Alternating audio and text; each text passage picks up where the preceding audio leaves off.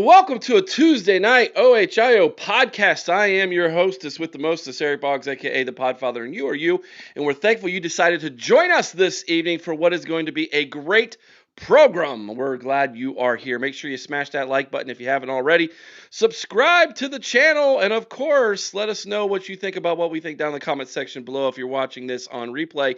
If you're in the chat, welcome in. We're glad to have you with us live and in person tonight. Hey, if you're listening to the audio version of this, we appreciate you as well. If you take us to the gym, if you take us to work, if you put us on in the car, we appreciate you so much.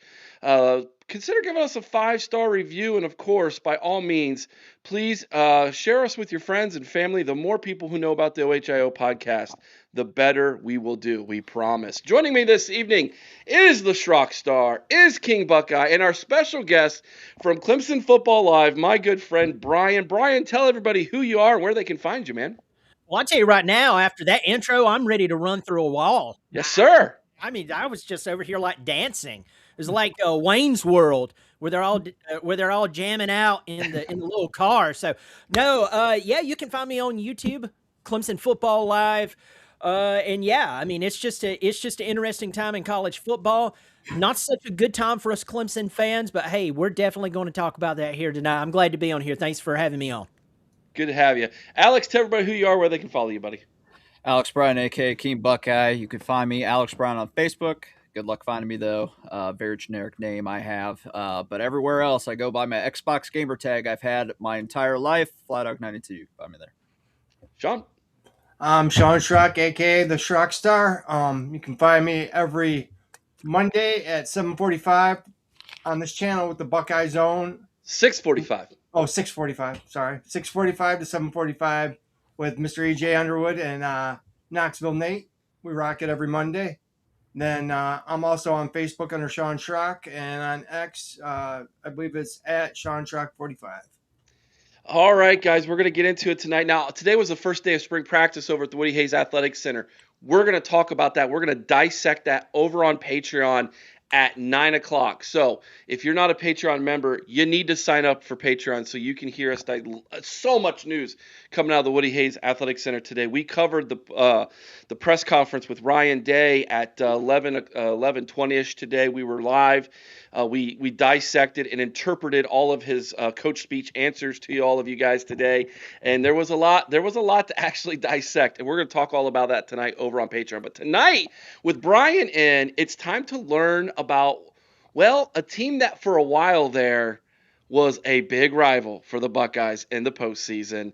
I still have terrible nightmares of 31-0 to Clemson. Urban, that had to be Urban's worst loss of all time. But Brian, let's start right here, dude. Let's talk a little bit about DABO Swinney. He was in the news heavy, and I haven't got to talk to you since then. I've made a couple videos, but we haven't got to talk about it. DABO calls out Ole Miss for tampering, and I mean brings receipts with him and says, folks, NCAA, here it all is. What are you going to do about it? How did Clemson fans react to this? Well, everyone was excited. It was like, wow, he basically brought everything that you would ever need for an investigation and indictment, have rules, slammed in the face of Ole Miss. And everyone's getting all fired up. When I heard it, I'm going to tell you exactly what I heard. You just poked a bear. You really did. And so I agree with him doing things the way he did it. I know Paul Feinbaum had some comments about the way he handled it. But I approach it this way. There are rules on the books. If you're not going to honor them, I want you to wipe them from the books. And here's the reason why. Why keep something on the books if you're not going to honor it?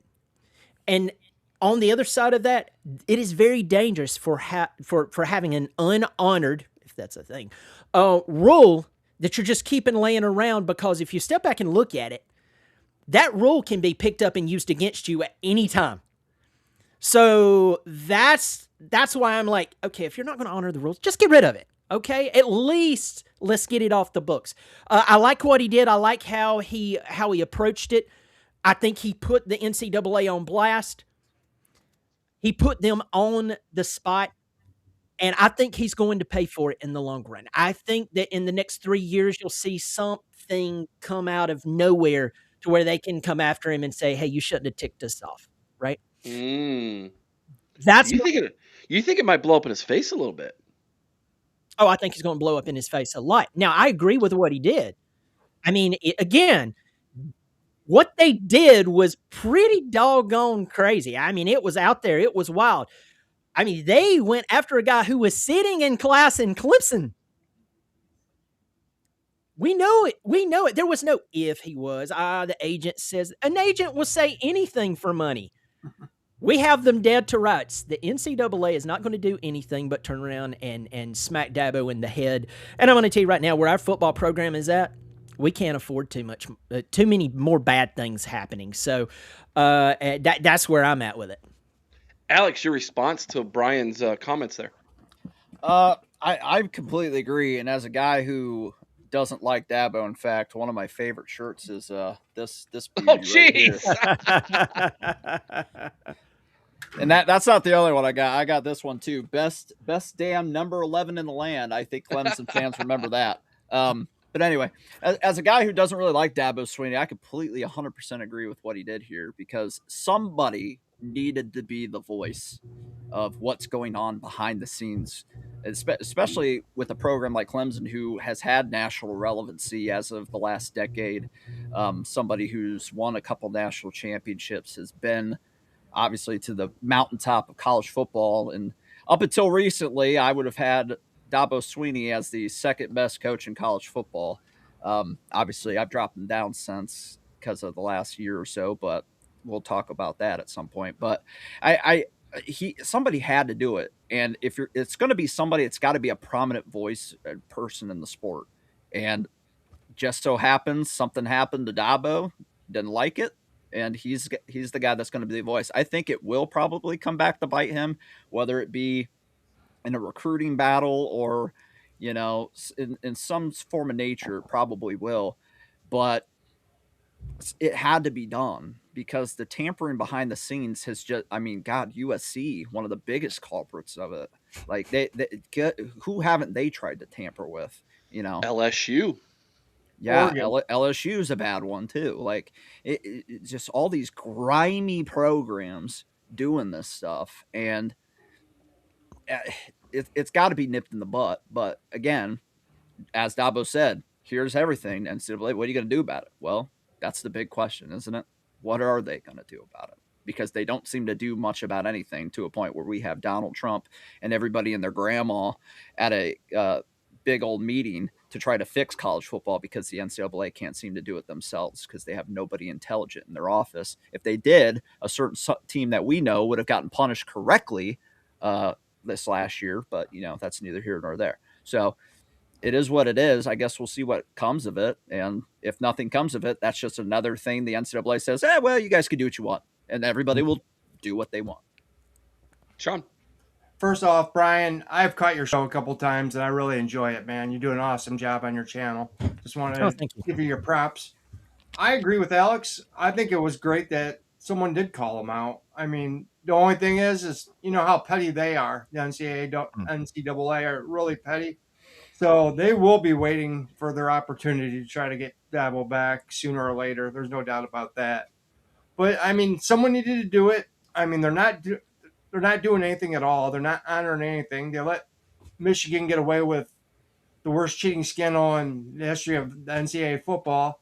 Then they hammer the heck out of Michigan State. I mean, there's no rhyme or reason what they're doing.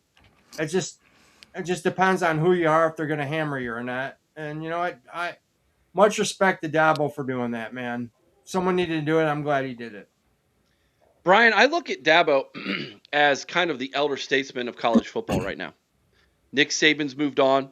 Urban Meyer's moved on. He's got 2 national championships under his belt. And I kind of feel like he maybe felt responsible for saying something. Or was it he just ticked off enough that he said, by golly, I'm going to do it. And I don't, come hell or high water, I'm going to say what needs to be said. Or do you think maybe there was a little bit of a responsibility he felt on his part as being kind of like that elder statesman coach of NCAA from the old guard bridging to the new to say, guys, this ain't right?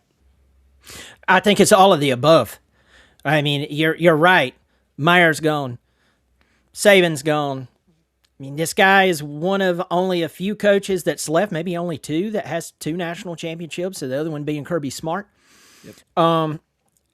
But also, us people, us fans in Clemson, we know that Dabo absolutely hates NIL and the transfer portal. Now, Clemson, they play their players. They pay their players. They do. I mean, it is happening. I know for a fact that one of their defensive linemen this year, who is a big dog in the draft right now, I'm not going to call his name, but you can go look.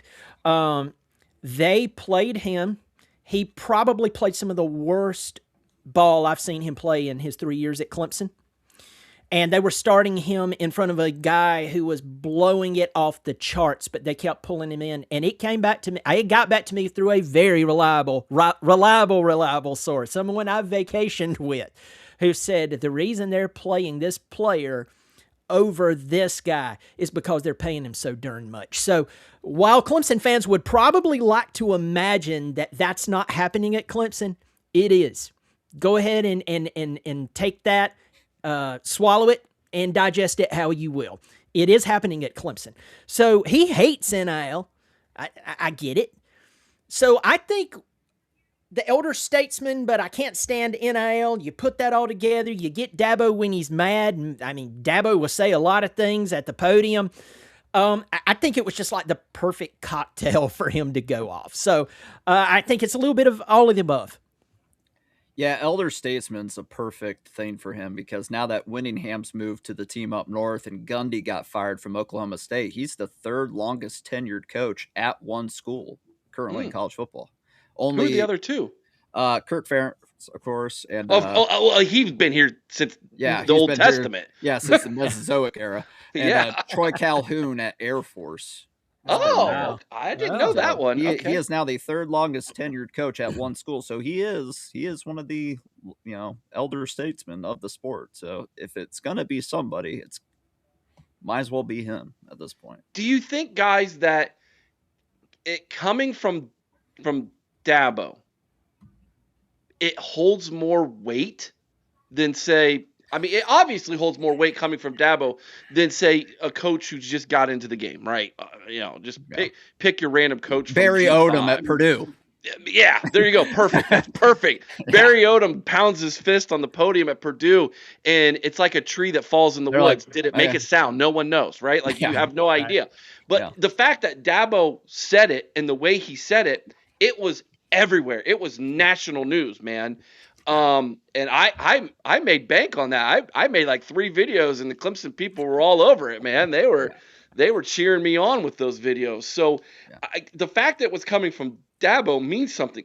Is there anybody else in college football that could have had that gravitas in that conversation and complaining about that? Maybe Kirby Smart. Maybe Ryan Day. I don't think Ryan Day could. No, he already has the reputation of being a crybaby and a softy to everybody, so nobody would take him seriously, I don't think. Okay. Sean, you got any names? Sean, do you have any names, buddy? I think with Dabo having the two championships and being the elder statesman, that he carried the most clout.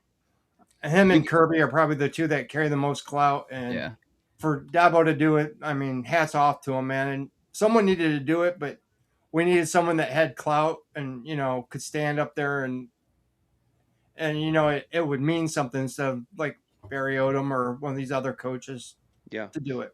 And let me tell you why it means something. Let's say it's Lane Kiffin that would have gotten up and said that, and he would have pointed his finger. You realize when he points his finger, there's going to be about like 40 other fingers pointed right back at him, right? Yeah. Mm-hmm. The fact that Dabo said it, and this is the guy who Clemson has had to drag into the NIL transfer portal era, and the fact that he's saying it, I think holds more water. You agree, Brian? I think, and it's so funny you ask me that because I was about to choke on my own tongue to make this point right here. You know me, I get all worked up. Yeah. Just a little. But he doesn't have as much clout as he did. Think about that. If this was 2018, Dabo, fresh off of 2 national championships in 3 years, I think more would be done. But right now we're looking at a guy, and for any Clemson fans who are watching this or will see this, you can do with this what you will. I'm not calling for Dabo to be fired. I'm not talking bad about the guy. Over the past 5 years, we have been far from elite. We just finished a 7-6 campaign with the most experienced roster in all of college football. The year before that, we went 10-4, lost the only 4 big games we played, lost in the first round of the college football playoff by 2 touchdowns to Texas, and came back to Clemson, South Carolina like we were victorious war heroes.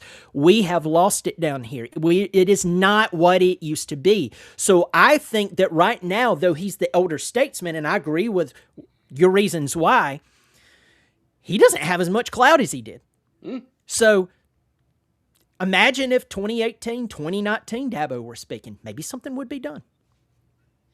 You brought it up, so I'm going to go there. That's fair. You know me. You open the door, I'm going to walk through it. Yeah. How long of a leash does he have right now? He could lose 12 games this year. He'd still be the coach. Next year, he could lose 12 games. He'd still be the coach. The next year, he could lose 12 games. He'd still be the coach. That next year, he could lose 12 games, and they're going to give him a talking to because he only has a year or 2 left on his contract. Dabo Swinney could execute an 80-year-old woman at the 50-yard line at halftime. He'd still be the head coach. Eric, he is the Clemson Kirk Ferentz. Oh my gosh! Oh, he can what have a that job. He can have that job as long as he wants it. It's his. Mm-hmm. What, Brian? No, like where's your standard as a fan base, dude? Oh, I'm not saying that. I'm not saying that. Pre those natties, Clemson was basically not even as good as Iowa. He brought them way better than Iowa. He brought them to national prominence and got them 2 natties in 3 years. Like, he is, like, 7-6, yeah, sucks. But the year before, he did get them to a college football playoff and an ACC championship game again. He's ACC title again. He's won the ACC like how many times? 100? Oh gosh, it's a ton. And I think Brian froze. He can get Clemson back to winning the ACC almost every year. He can do that. He's very capable of doing that, and the ACC is easy enough to do that. However, if he keeps going 7-6, I don't think that'll be so great for them. But he's their Kirk Ferentz. He can have that job as long as he wants, and he'll rebound from 7-6. He's good enough to do so. So everything just kind of, just like Penn State, everything just kind of fell apart. I mean, guys, let's look before he got there. I mean, they won 1 national championship in the 80s. Then after that, I mean, they were nothing. I mean, Bobby Bowden's son came in. I don't know if it was Terry or the other Bowden came in and had a little bit of success. Had a couple winning seasons, but I mean, besides that 1 natty they had in the 80s, man, they weren't very relevant to college football. And Dabo brought them to the promised land and he had a mini dynasty going there for a while. Yeah. Continue, Brian.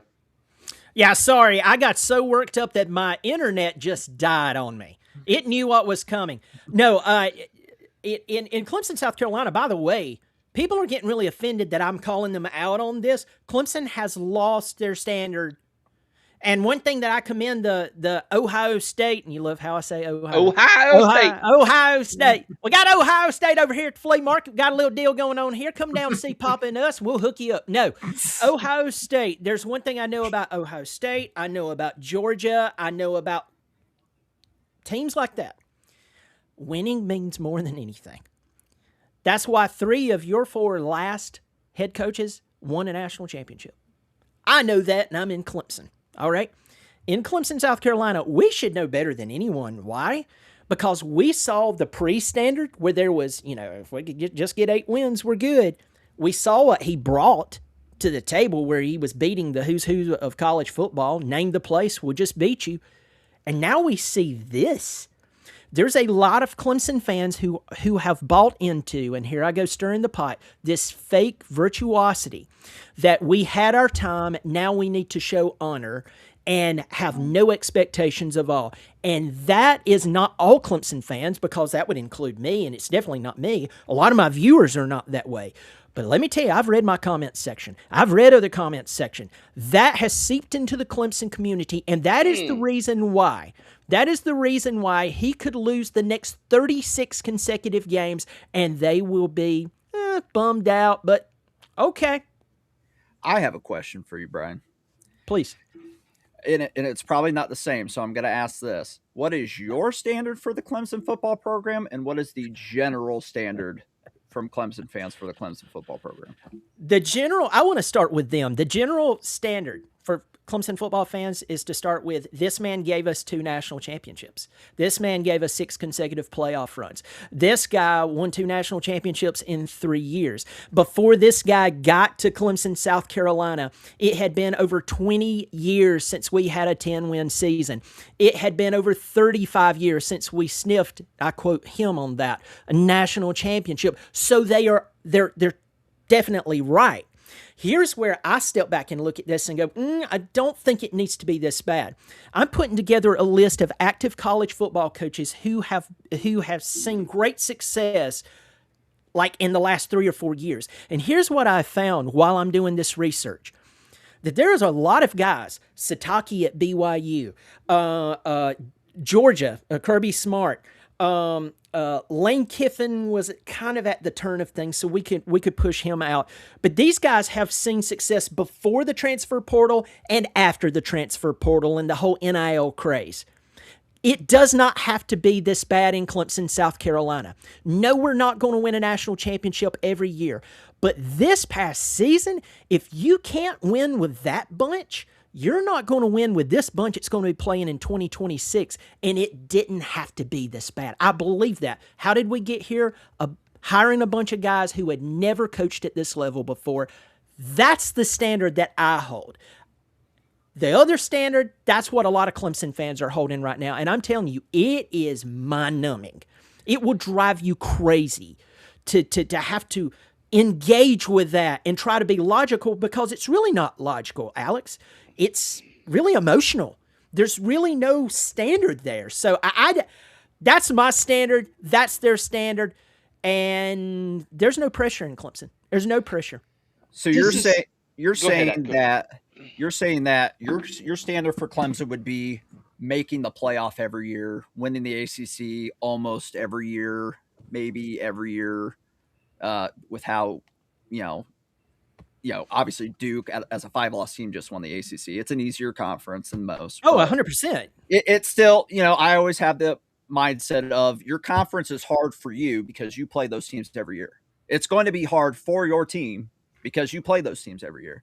To the outside person like me in the Big Ten, I look at the ACC and I go, well, we don't have to play those teams every year. It's harder up here than there. But, in the general respect of things. So you're wanting to make the playoffs every year, win the ACC probably every year, maybe compete / win a national title once a decade type of deal? I would go as – what is your standard for Ohio State? Oh, boy. For Ohio State football is a lot different from basketball, I would tell you that. No doubt. I would compare what I feel Clemson football should be to what Ohio State basketball should be, right? My standard for Ohio State basketball would be making the Sweet 16 at least every year. I think that program is totally capable of doing that when ran the right way. They should make the tournament every year. That's a no-brainer. Yeah. Every 5 years, I would say, compete, maybe / win a Big Ten championship, and at least once every 25 years, compete for a natty, maybe win one. It's way different from football. Football, I expect to be in the playoff every year, no matter what, no excuses. I expect to win a Big Ten championship at least 5 times in a decade, at least, because we should. We realistically should, because we have that much more talent than everybody else in the conference. And national titles, we should get at minimum, the way the program is right now, 2 a decade. That's at minimum. because that's where we should be. And why I asked the question I did was, I would warn Clemson fans of falling to the same victim of Nebraska and Florida fans. Those are the two biggest examples I get all the time, because those are two fan bases who have had great success at one point or another, and then took it for granted big time and wanted change. And once they got change, they didn't like the result afterwards, especially Nebraska fans. They forced Frank Solich out of there after Tom Osborne left. Yeah, I'm gonna speak to that real quick, if you don't mind, Alex, because I commend Penn State fan. I commend them. They forced James Franklin out, and there's a portion of that fan base who said, "Well, who are we going to get that's better?" And my reply back to them was, "Don't you have to try?" I actually tipped my hat to Nebraska for saying, "You know what? We're going to keep trying. We're going to keep trying until we find the magic sauce again." I think the worst place to be in as a fan base is complacent. When complacency sets in and you're okay with 9-3 James Franklin, big game James, right? You're okay with it. Then what you have done is you've deflated your standard.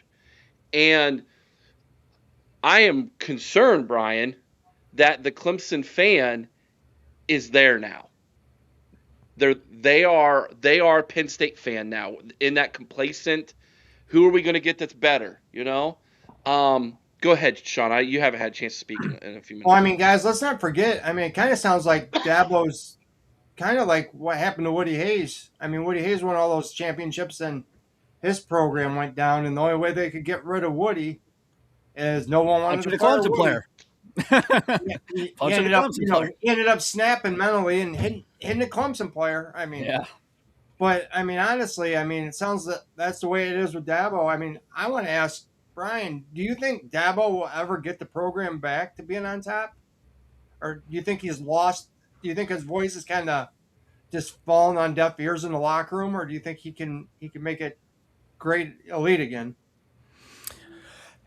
If some major changes went down, yes, he could turn it around. Here's where I get in hot water with my Clemson fans and even some of my, my most faithful viewers, people that will text me and I'm friends with. They still believe Sweeney did something that was unbelievable. I mean, just good grief. I mean, at least think about Ryan Day. I was thinking about this the other day. Ryan Day took over you guys. Ferrari. That's a lot of pressure. Mm-hmm. But what pressure to have all the history, the money, the prestige, the championships, all of this bunch of stuff. So yes, of course it comes with its own pressure. You can't play around and lose this thing. But man, there's so many people who would line up to take that gig. Clemson was not a bad gig, but again, all the aforementioned stuff that hadn't happened in so many years, and he brought it back. He did. It was him that did it. So I speak with respect of what he's done. But that said, I think he's not worth. I will quote him after the loss to Penn State and the Bad Boys blah blah blah blah blah bowl. We're not focused on, or we're focused more on how we win. I'm going to tell you this: whether it's in a business, a team, an organization, or even in a family structure, when you start focusing on the secondary thing, it doesn't end well. It doesn't end well. He is focused on like a characteristic or a good value that's supposed to prop up the entire goal. So you're not going to perform at the highest level. And recently a video came out of our new offensive coordinator, who was an offensive coordinator back in 11 through 14, who helped us turn the corner. I made a video on this. He basically told the team they're soft. Yeah. And then he went on to say no one is above being coached up, even coaches. And I went, ooh, he's calling the coaches soft too. Clemson, South Carolina. Clemson, South Carolina used to have the best defensive line in America. What is wrong with us? What is wrong with us? And to answer your question, no, I don't think that it's going to turn around. We may have another 10-win season here, maybe here or there over the next 5 years, but I think we're done. I really do. I don't want to take up too much time, but I'll try to fly through this, Eric, if it's okay. Go. Take your time, bro. Here we go for it. And y'all ask any questions here. All right, so I don't disagree with Swinney's initial approach on the transfer portal because at the same time, we were still recruiting pretty solid, okay?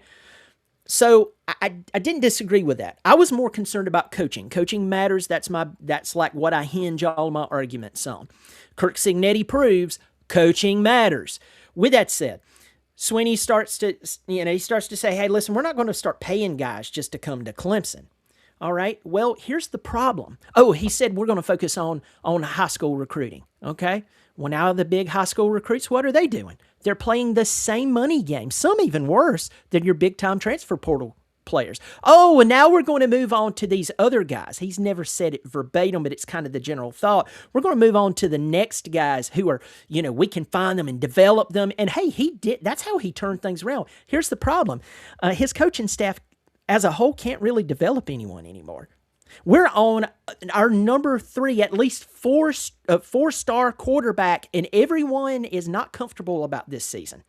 Cade Klubnik never lost a football game in high school, and he was playing in the toughest league in all of America. Never lost. 45-0, 3 state championships, 2 as a starter. He comes to Clemson and starts losing like crazy. He wasn't a bust. DJ may have been a bust. These guys were not developed, and now this 4-star who's about to take over, who's been sitting on the bench for 3 years, he doesn't, and I'm not disparaging him. I feel bad for him. He's not developed. And there's other positions that are not developed. Our wide receivers are dropping more balls in year 2 than they were fresh out of high school. So that whole thought that we're going to take guys and develop them, well, that's out the window. So every aspect of recruiting and bringing in players, we're shooting ourselves in the foot. So no, I don't think we'll be back anytime soon. Do you blame... Hold on real fast, Alex. We have a question from the chat for you. This is a great question. Do you think Brent Venables leaving for Oklahoma a few years ago hurt Clemson? Yes. Yeah, he was the offense. This is what a lot of people don't realize. This Clemson defense started really falling apart over the past 2 to 3 years. Now, I know Tom Allen just came in this year. He inherited the entire coaching staff. All right. So I have a lot of respect for Tom Allen. The guy before him was there for 2 or 3 years. The defense looked terrible. Clemson's offense lost its identity around 2020-ish when it was just Tony Elliott and Jeff Scott had departed. Those two together, they were they were freaking frack. We're talking brilliant together. Tony is a good offensive coordinator, but not as good as when he and Jeff were together. And I'll go toe-to-toe with anyone in the Clemson community on that. We have 2 national championships because of it. Case closed. Afterwards, not. That we didn't. No. But the offense lost its identity, especially after Tony left. I mean, it was bad. But the defense was so doggone good, most of America didn't know it. It was like, oh, Clemson's played a little closer game. Well, when you're that good, the target's going to be on your back. You guys know how that is. Oh, it's good. No, the offense had lost its identity, but the defense was so good to keep us in. And then once he was gone, oh, that's when things started falling apart. And so you don't have that incredible defense to go out there and clean up after. Oh, well, they farted around. Oh, they'll clean it up and we'll win. A win's a win. That's what happened. So you see it now with Venables. Yeah. So offensively, would you place more of the blame the last few years on DABO Swinney or Garrett Riley? Both. Why? Because here's the reason why. If I'm in charge of everything and I can hire and fire whoever I want to at any time, and I, by the way, I don't like talking about people getting fired. I don't like that whatsoever. It starts with me. It does start with me. I don't know why we hired Garrett Riley, because the day that we contacted him was the day after he lost 65-7 to Georgia in the national championship. So he comes in, and his very first game was a 28-7 loss to Riley Leonard and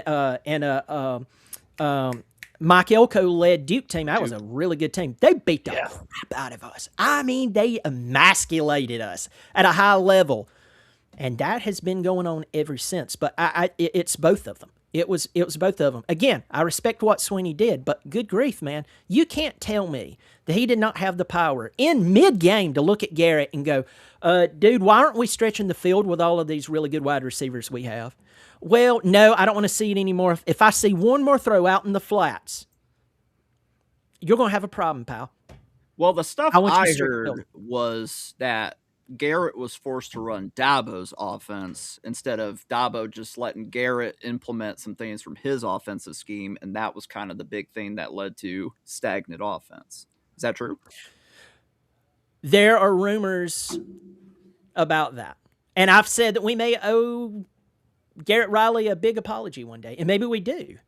I will say this. I don't know why Coach Sweeney would start running his offense. And I'm not rebutting you, Alex. He may very well be doing it. He may very well be doing it. But with that said, I don't know why he would want to call plays all of a sudden, because he was never a coordinator. He was a wide receiver coach who became a head coach in the middle of a season.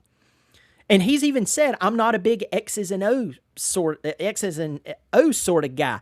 I don't know why now you would start in your career to go, you know what, I'm going to go back and become an offensive coordinator.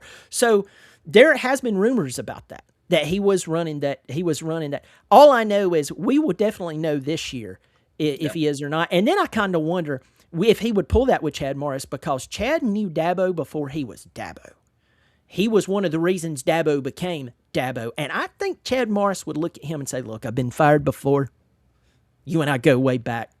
I'm running this offense, coach.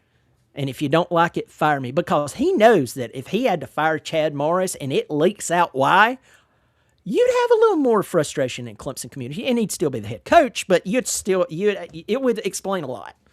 I think that's a great point to make, because I think Dabo has shown it in multiple facets, and I'm going to be interested to see if that does get proven true, that, maybe Garrett Riley is owed an apology, because Dabo is very stuck in his ways in a lot of things, especially like with the NIL thing. He was like, not doing it.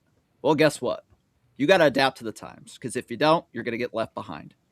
Mm-hmm. If he would just adapt to the times, Clemson wins the ACC virtually every year still, makes playoffs every year, and probably everything's good. Even if they don't win the Natty once every 5 years or so, Clemson fans would be like, cool, great, that'd be awesome. Yeah. But, he is very stuck in his ways, and that could come back to really destroy him if he doesn't start being like, you know what, I gotta adapt or I'm gonna die here. So It'll be interesting. Go ahead, Sean. You've been quiet for a while, buddy. What do you think was the major reason this year with Cabe Klubnik? I mean, we all thought he was gonna, contend for a Heisman Trophy winner. I picked him for Heisman. Yeah, we thought he was going to be a finalist for the Heisman. I mean, funny story, Brian. Sean, you'll remember this. We were live on a Sunday night, and there was someone who posted that he was in a car accident and broke his arm, and it was. I mean, we all were like, "What?" Like, do I have to change my pick? We fell for it, hook, line, and sinker that night. We were all picking our Heisman, finalists, and we're like, "Oh man, I guess that goes out the window." Well, he wasn't in a car wreck, so to speak, but he didn't win the Heisman. No, it goes back. Alex, I understand your approach on Dabo adapting to NIL and the transfer portal. Because if you say I'm going to coach, just like any job you're hired on, if you're hired to do a job, no matter what job it is, insert label here, you're saying that to be successful in that world, I'm going to do what I need to do to fulfill the reason that I'm hired. Okay? So I agree with that 100%, and it hasn't been done there. The season was a car wreck. That's great. and I'm one of the casualties. But with that said, I'm telling you, when all of his really experienced coaches, the Venables, the Tony Elliott, Jeff Scott, chemistry, Dan Brooks, who was in, I think he even coached the Apostle Paul in football. He retired, right? He retired. We started hiring a bunch of guys who had never coached at this level before. It was a bunch of them, like a ton of them. As last year, we had 2 high school coaches on our staff. Wow. One of them just got hired fired. a friend, didn't he? Didn't he hire like a friend of his? Oh, that was the guy that just got fired. Urban made that Players, mistake too with our linebackers coach once. Mm-hmm. Yeah, his best man in the wedding. Yeah. Can you imagine what an entire coaching staff would do if you did that? We have two former players. In one of them, C.J. Spiller, one of the best players ever walked through the doors of Clemson. So running backs coach, that's his first gig. I am hit or miss with C.J. Grisham. And again, I'm not calling for anyone to be fired, but somebody needs to coach him up because he can recruit really, really well. But year two, their wide receivers have been dropping balls more in year 2 than in year 1 for the past 7 or 8 years. I'm sorry, I can't overlook that. You would never think that would happen because that's Dabo's, specialty as wide receiver. Yeah. And Urban Meyer would tell you himself, you're only as good as your assistant coaches. And he missed out on many more national championships because of misfires that he made in hiring and promoting. Gosh, he could have been at least minimum 3-time national champion at Ohio State alone. Yeah. 2015, anybody? 2012 if the NCAA didn't screw us. W. Buck asked a great question. I'm not going to go pull it back up. And, of course, Tyler wants to get to 2019, so we'll get there at the end of the show. ACC. It's 2026. I think the television deal comes up here in a couple years, around 2030, if I'm not mistaken, sometime around in there. Something like that. This all hinges on Florida State and you guys, right? You guys make up the majority of the television revenue that's coming into the ACC in your football games. It sounds like Clemson and Florida State are like, yeah, we see the ratings every week. We need more of the pot. And if we're not going to get it, we're going to go elsewhere. Where do you foresee this thing going in a couple years? And W. Buck wants to know, where do you foresee Clemson being in which conference? Yeah. Well, both football teams need to worry, or both schools just need to worry about football right now. Florida State, they're not the Florida State I grew up watching, despising. Just absolutely despising. Don't get me started on how they did to Alabama, what they did in game 1, and then just farted away the rest of the season. I think that Clemson and Florida State, once again, they're in their former glory. They're in that shell of history I like to talk about. They wear the same jerseys, play in the same stadium. You get the vibes, but when that team trots out there and plays now, it's nothing like it was. I think that right now that nothing is going to happen right now. I think that if both of these schools get back to winning football at a high level consistently, that's when these talks are going to come back up, and it's going to be really aggressive. It's like, hey, maybe we could go to the SEC. Maybe we could be one of the flagship schools for the Big Ten in the Southeast. That would be a big deal. But I just really don't see them making a move now because both of their football teams. Does the Big Ten really want Florida State or Clemson? Does the SEC really want Clemson or Florida State? I don't think so. Maybe the Pac-12 that's being pulled together with all of these secondary schools now, to put some team together. Maybe they would reach out to us, but what would the money be like? I don't see that. I think right now, because both teams are so bad, so bad, they're just not good anymore. They're not elite. I don't think anything's going to come of the TV deal. Interesting. I think Clemson's good. I still think they're good. Florida State, a couple years ago, gosh, they got robbed of a playoff spot. But they ever since, obviously, the last 2 years, they've been absolute dog water. But, Clemson, Clemson, I feel like they have the capability to get back to a college football playoff sooner rather than later. Florida State, I'm not so sure because of Dabo. But if he just adapts a little bit, just like stops letting his ego get in his own way, like Ryan Day does this stuff too with other things. He lets his ego get in the way. Just stop getting in your own way and just adapt a little. Like, make some better hires. Gosh, I think Clemson's good. Sorry, Alex. If there was another conference that you'd want to be in, which would it be? Shockingly, the Big Ten. I would like to be in the Big Ten, and a lot of Clemson. I'm like the only Clemson fan who would want to be in the Big Ten, not because SEC fans we're so scared of the SEC. No, we're not scared of the SEC. Right now, the Big Ten's won 3 consecutive national championships, so I think the tide has turned there, and I think NIL has definitely helped that. But I would like. I think it would be an honor. Especially if we could get our crap together football-wise. It would be an honor to represent the South in the Big Ten. I think it would be really, really cool. Clemson, South Carolina is a nice area. It's very close to the state of Georgia, very close to North Carolina, not too far from the state of Tennessee. It's just a really nice area. I think it would be great to be the representative there. As to where if we joined the SEC, I mean, the only cool thing that could potentially happen, and they would probably mess this up, is a lot of people, they don't realize that Clemson and the University of Georgia are like an hour and 20 minutes apart, and we rarely play. Okay, we're the 2 closest big-time schools. Oh, it's crazy. It is nuts. So back in the 80s and the 70s and so on, we played a lot. But so I just kind of feel like we would just become another Southern school in the Southeastern Conference versus being in the Big Ten and being something special, standing out, if that makes sense. Nice. Yeah, I've never thought of it that way. That's interesting. That's an interesting take. All right. Tyler wanted to talk about 2019.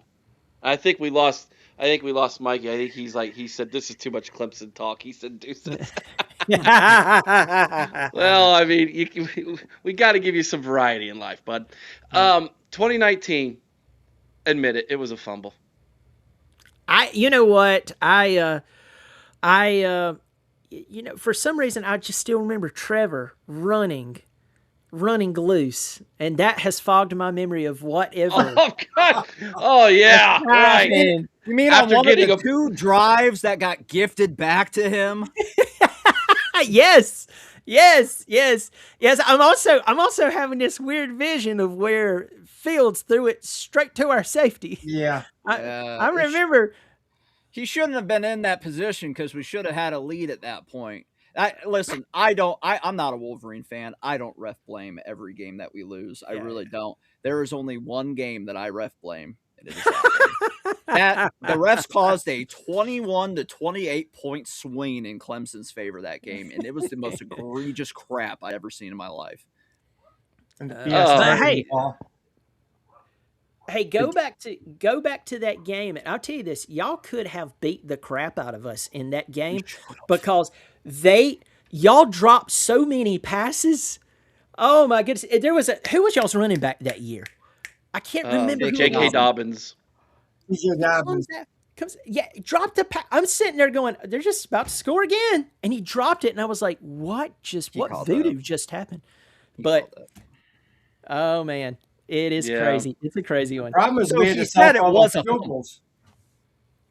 Say what?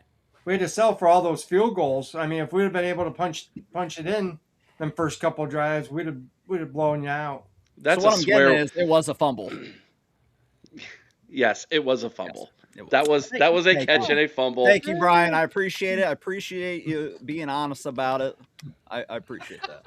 Yeah, I find that grinning when asking questions I don't want to answer and bringing up other things, sometimes it works. And so I won't let it work. Thank you, Alex. I will hold you accountable.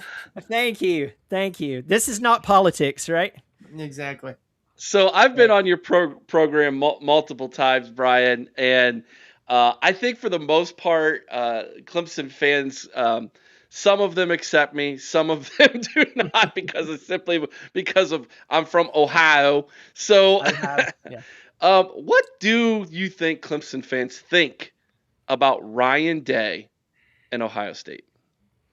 Oh, they think about Woody Hayes punching Charlie Bowman's what they think about. I'm serious. That's you'll always hear that. I think at this point they see them as the arrogant football team up north. That not the other team that's up north, but that's what they think. That's what they think.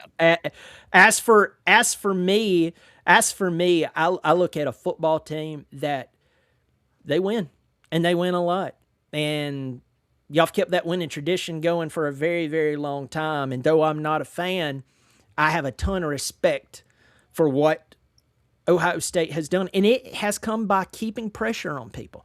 You will find out. You will find out what people are made of when they can accept certain pressures. And to me, I think when you have pressure on you to continue to perform, that is a compliment. That is an honor to be in that place. And if you find it too much, I think you need to evaluate how competitive you are. And so I look at Ryan Day and I see the pressure that was on him. I saw how people were ready to fire him after he lost to Michigan last year, and he only saved his tail by going and winning the national championship. Right? Yeah. So I am more of that mindset with Clemson. I don't want Dabo fired. Here's what I want. I want him to go back to old Dabo. I want to go back to the guy who said, hey, I want us to have good football players who's not smacking their girlfriends across the face. I want them to be good human beings who also will go play anybody anywhere and absolutely emasculate them. That was the old Dabo. The new Dabo is not that. BYOG. And so bring your own guts is not there anymore. But for Ohio State, the way I look at you is a team that has a fan base that demands winning and pushes it and it expects it.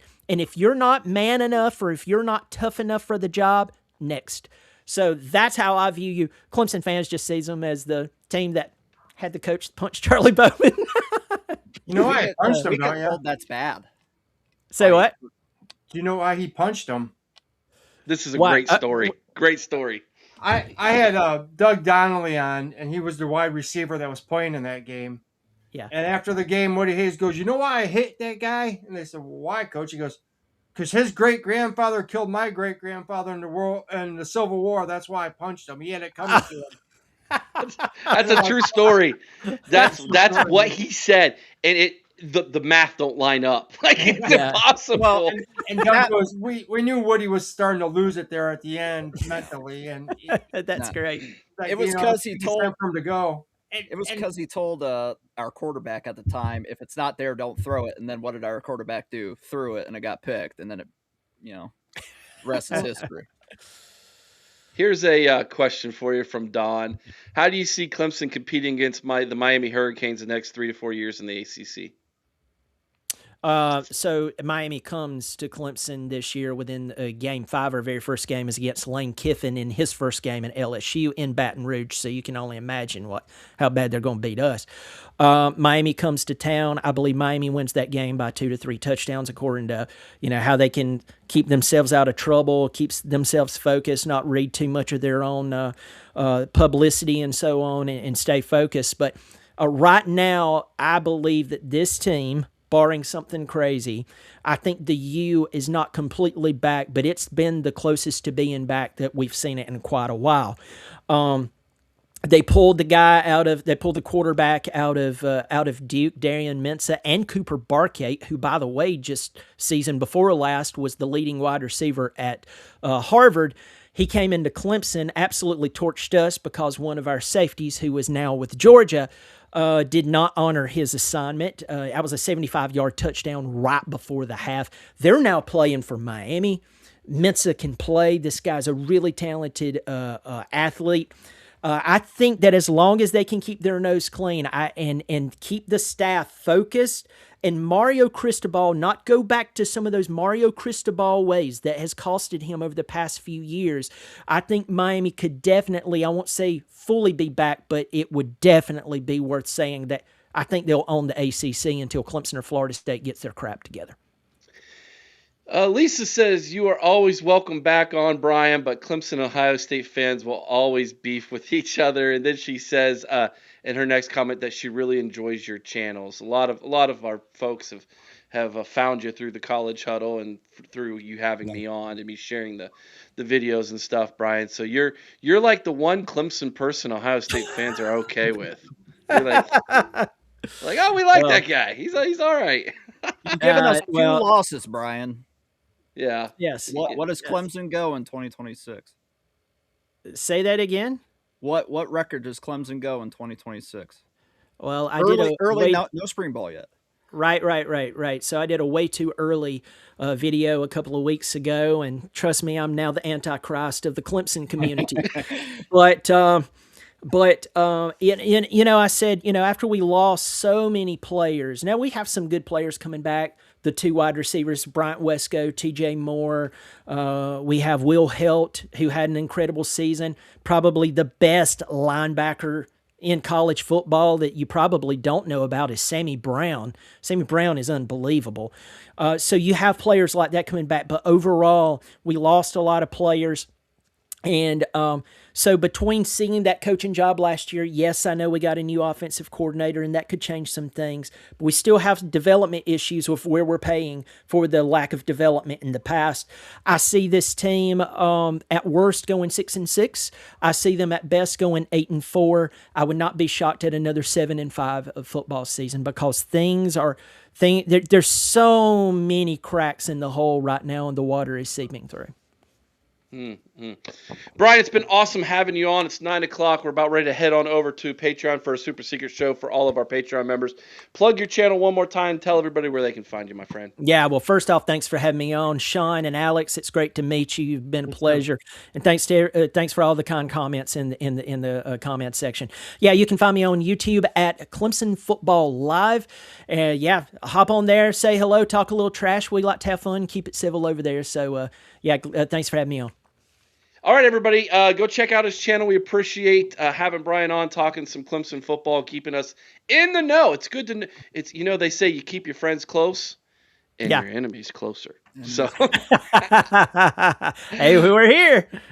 Good to have you on, Brian. Looking forward to us talking with you again, my friend. Thanks for coming on. That's it for us tonight, everybody.